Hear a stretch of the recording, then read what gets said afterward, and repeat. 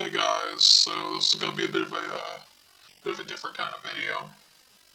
A long form one for one, and also it's a little more of me talking.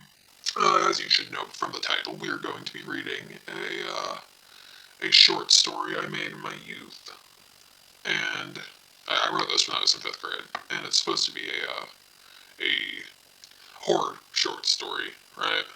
It's called The Nightmares in the Drawings, and it's terrifying. It's very scary. Just wait. You know. All right. So I guess we can go ahead and get into it. I'm just gonna kind of be talking about it while you sit there and listen to me talk about it. So we're introduced to our first character. This child of an age that is never identified through the story. She's just supposed to be a little girl, like 6 or 7. I don't know. Her name's Rosa, and And right off the bat, it is immediately established that Rosa is not like other children. She draws things with black crayons. Very different. And she likes to draw all these animals.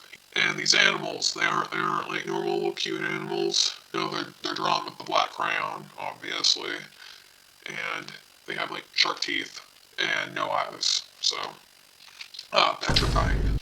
You would be shaking if you saw these images of pure terror. And Child Me will go on to describe these in painful detail. Each one, there's like 5 of them.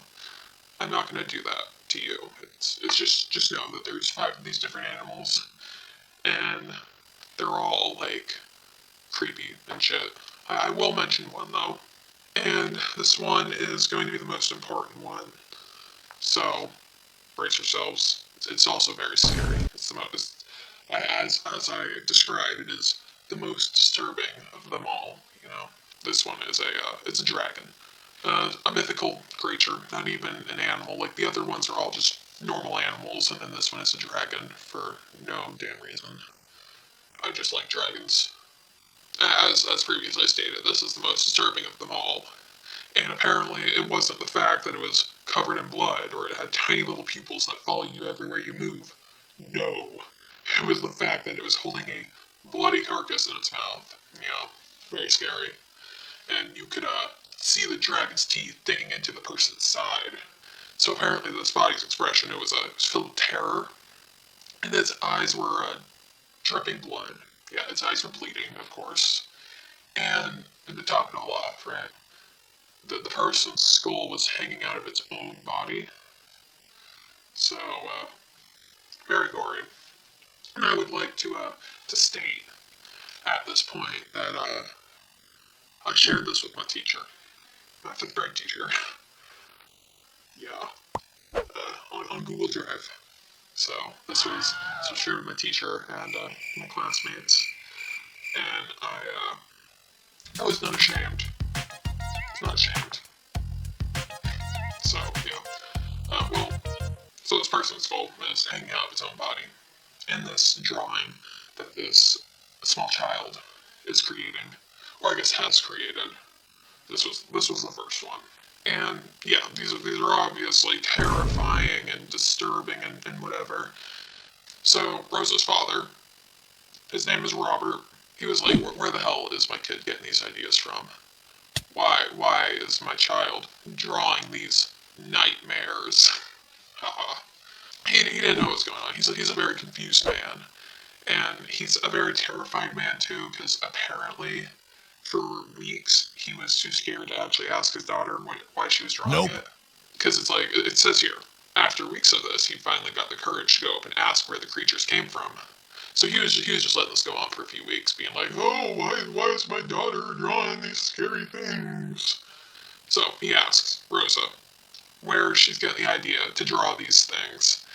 And Rosa's being a creepy little shit and not looking at him, and then looking at him and staring at him for a while, and then saying some weird, like, cryptic stuff, like, oh, they were in my dreams. The dragon was the first one I saw. And apparently, this is a crazy twist, right? So Rosa has a brother a dead brother named John. And, well, in these dreams, when she saw the dragon, she saw her brother John in the dragon's mouth. And apparently he was still alive the first time she saw the dragon. And each night a new animal character would come into the dream, and then John would slowly die. Well, obviously he's dead now. I don't know why Rosa needs to state this. It's very clear in her drawing that he is deceased. His skull is literally outside of his skin, so you know, definitely dead. And so this she all explains to Robert, who's like, "What the fuck? What the fuck was that?" And he's like, "This wasn't what I was expecting." Like, no shit. I don't know if anyone would be expecting that. And so he decides that he's not going to question his daughter anymore, and he's just going to run out of the room. And he decides to go to the kitchen because he needs to get water because his head's all over the place. And he rages. I don't know where he got this anger from, but it's there. And he throws a cup of water for some reason, like breaking glass everywhere and shit. Like, great job, dude. And the water, of course, turns into blood and floods the kitchen. Not stereotypical horror movie at all. Water turning into blood, no way. So Robert's like freaking out, yelling, "No, it's just my imagination, because he's terrified. And the blood is rising, and so he's drowning in this blood. But then it does it was all a dream thing, and he jumps from his bed, and he's like, "Oh, good, it was just a dream." He walks past the kitchen now, and this is where it gets crazy, right? There is dry blood splattered everywhere around the kitchen. He blinks, and then it's gone. Ooh. So he starts heading towards Rosa's room, because he's got to check on his, little demon child. Then it gets even crazier. The conflict is really starting to escalate here. As soon as he reaches Rosa's door, there's a bear that appears in front of the door, a ghostly bear. And I guess I should preface that this bear was one of the characters Rosa was drawing, and it's like this creepy bear with no pupils and a really long mouth. I was really into Five Nights at Freddy's at the time, so this might be able to explain the weird anthropomorphic creepy animal shit. But yeah, so there is this bear, and it's apparently guarding the door. And Robert's like, "Ooh, is it trying to save me from what's in there?" And apparently, this bear is looking very sad or scared. I don't know why I had to write "or scared" in a completely different font. I could have just italicized it, but I had to be cool. And I think the font is Indie Flower, a very scary font. So this bear starts getting a little aggressive, steps towards Robert. And Robert's like crying out, saying, "What are you doing? Leave me be." And this bear takes another step towards Robert and is like, "Dude, you gotta leave now. Never return.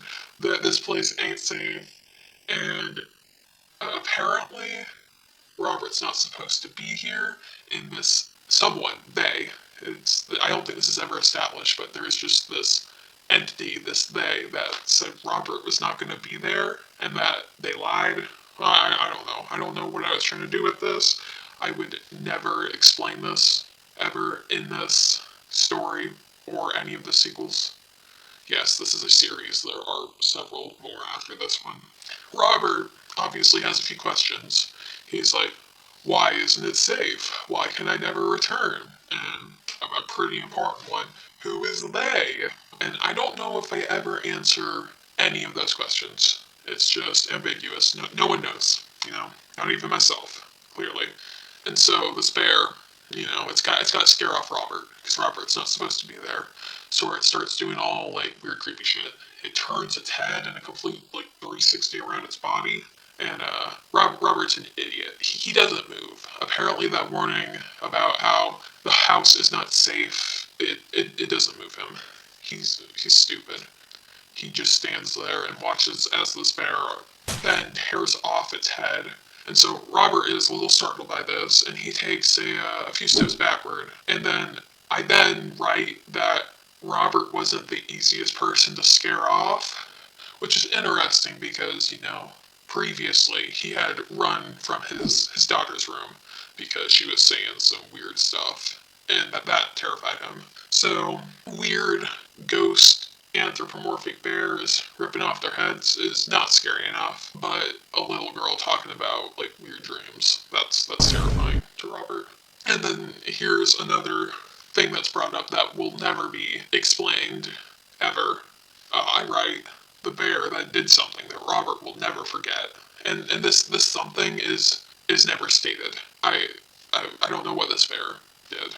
It did something, and that's the end of the paragraph. All that I've just gone through, all one paragraph. It's just a chunk of text, just one big chunk of text that I'm looking at right now. So, starting this new paragraph, Robert wakes up and he's in a different place. He's in a large metal room. This large metal room is a bunker. There's dirt falling into the bunker, which I guess is not that secure if it's allowing dirt inside of it. And it smells like death, obviously. Everything has to smell like death. And Robert tries his little mantra of just my imagination again, but it doesn't work. And he notices a human head laying next to the chair he's strapped into, and he has the very observant thought that someone died there. Like, yeah, who would have thunk? There is a human head there. And then he sees many other human heads. Just a lot of human heads. No other body parts, just a lot of heads. And so Robert's looking around. He's trying to find a way out. And he finds a key that is underneath his chair. But unfortunately, he is tied to his chair, so it's not like he can just get up and grab the key, you know? So he has the master plan of tilting himself the chair forward, and then he flops down onto his face, and he's stuck on the floor. But then he starts to scoot himself backwards, and then he gets to the key, and he realizes that he can't use it because his hands were tied behind his back, and he was face down.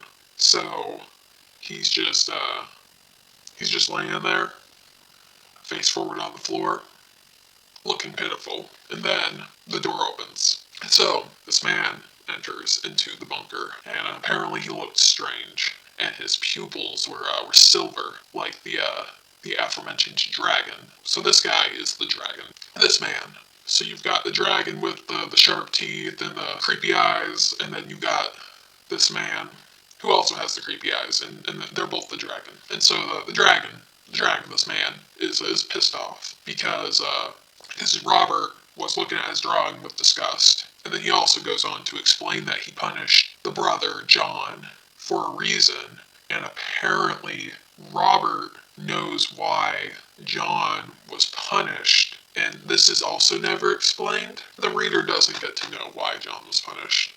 And so Robert knows this, but he doesn't want to admit it. So the dragon decides to threaten him, saying that if Robert does not admit that he knows why the dragon punished John, then Robert was going to end up dead. And Robert decides to be all defiant and edgy and say, or worse, with a smile. He is smiling while he says this.